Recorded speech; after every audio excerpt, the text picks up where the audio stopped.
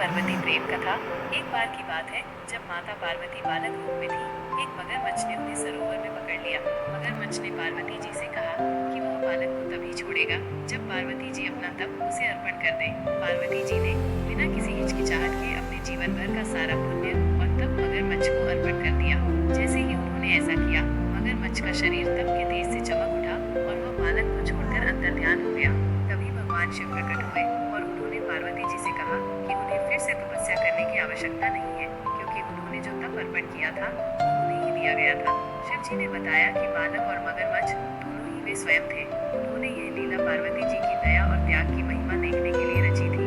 शिव जी ने पार्वती जी को आशीर्वाद दिया कि उनके दान के फलस्वरूप उनकी तपस्या अब 1000 गुना होकर अक्षय हो गई है। यह कथा शिव और पार्वती के अटूट प्रेम, त्याग और एक दूसरे के प्रति समर्पण को दर्शाती है। शिव पार्वती प्रेम कथा। एक बार की बात है जब माता पार्वती बालक रूप में थी।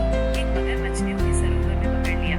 मगरमच्छ ने पार्वती जी से कहा कि वह बालक को तभी छोड़ेगा जब पार्वती जी अपना तप उसे अर्पण कर दें। पार्वती जी ने बिना किसी हिचकिचाहट के अपने जीवन भर का सारा